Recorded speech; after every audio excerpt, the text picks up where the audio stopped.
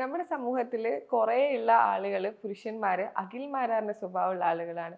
അഖിൽമാരാറിന്റെ സ്വഭാവമുള്ള ആളുകൾ എന്ന് വെച്ചിട്ടുണ്ടെങ്കിൽ എനിക്ക് സത്യം പറഞ്ഞ അഖിൽമാരാറിന്റെ സ്വഭാവം അറിഞ്ഞൂടാ. അതുപോലത്തെ പുരുഷന്മാരാ മിക്ക ഇന്റർവ്യൂസിലും. അദ്ദേഹം ഭാര്യ ഇരിക്കുന്ന ഇന്റർവ്യൂസിൽ നമ്മൾ കാണാറുണ്ട്. ചേട്ടനും എന്നെ ഇങ്ങനെ ഉപദ്രവിച്ചാലൊന്നും എനിക്ക് പ്രശ്നമില്ല, ഞാൻ എന്താ വെച്ചാൽ ഉപദ്രവിക്കാറുണ്ട്.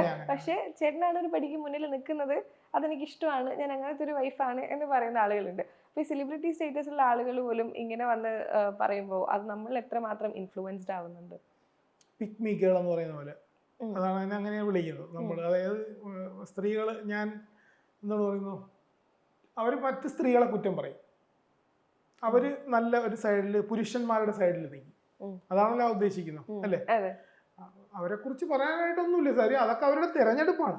പക്ഷെ അത് അവർ വലിയ കാര്യമായിട്ട് അവതരിപ്പിക്കുമ്പോഴാണ് നമ്മൾ എതിർക്കുന്നത്.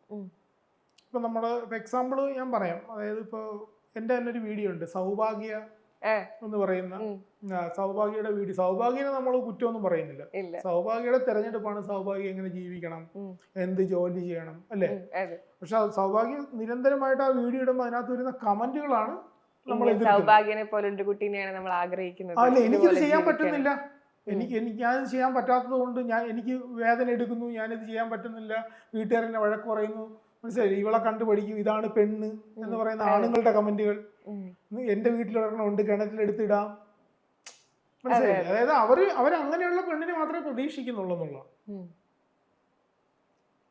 അതാണ് നമ്മൾ എതിർക്കുന്നത്. അല്ല, സൗഭാഗ്യം എന്ത് ചെയ്യണമെന്ന് സൗഭാഗ്യക്ക് തീരുമാനിക്കും.